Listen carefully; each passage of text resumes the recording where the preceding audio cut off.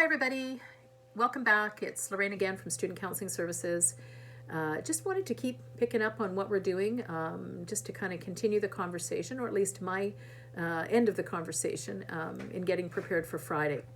One of the things I wanted to talk about, I use a lot of art and creative expression both in my personal and professional practices. And one of the things that I've encountered, both again personally and professionally, is that lots of times people have struggles with art. So it's not just such a thing that people just feel super enthusiastic. They might have felt really enthusiastic and loved it at one point in their lives, and then sometimes that's changed. Maybe they've had some negative experiences, negative feedback. It felt scary. So I think we can go into using creativity with some trepidation. It's not always that just let's, run to it. Sometimes there's other feelings that can come up. So I just wanted to talk about how we might be able to get out of our own way so that we can really be able to engage in that process. I think for me, one of the big things that helped was actually doing it. So part of it is that just sitting down, I think sometimes we have tapes that say, I'm not artistic, I can't draw, I can't paint, it's not going to look like anything, it looks like crap.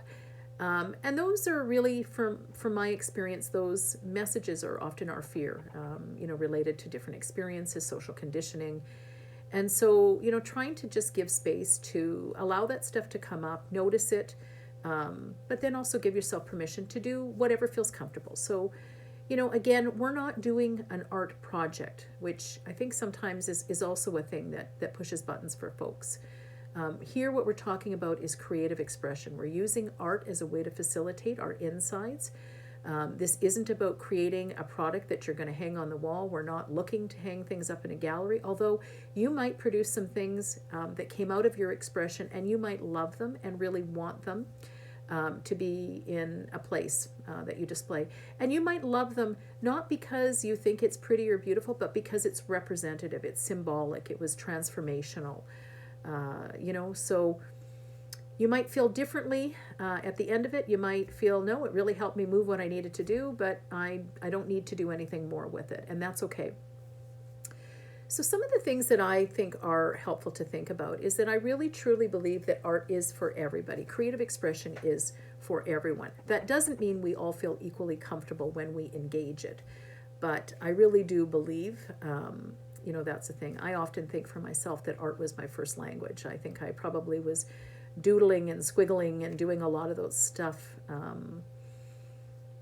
probably earlier than even, not that I couldn't, use words or whatever, but as a way of expressing, my inside world. I think there's things in play, imagination, that kids are often drawn to, that sometimes gets stifled by the time we, hit our later childhood, middle years, our adulthood.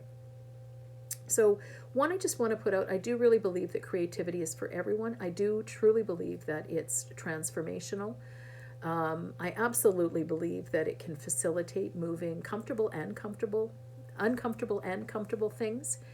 And it can really be, amazing in terms of how, it can help us process challenging things, how it can help us focus on different kinds of things in our life.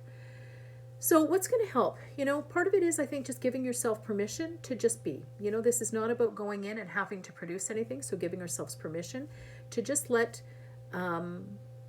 ourselves go. And by that, I mean, be curious. Sometimes if we can take on an attitude of curiosity, that can help. I'm just going to be curious with, what this feels like on paper. To remember that this isn't about a product. It's about the process.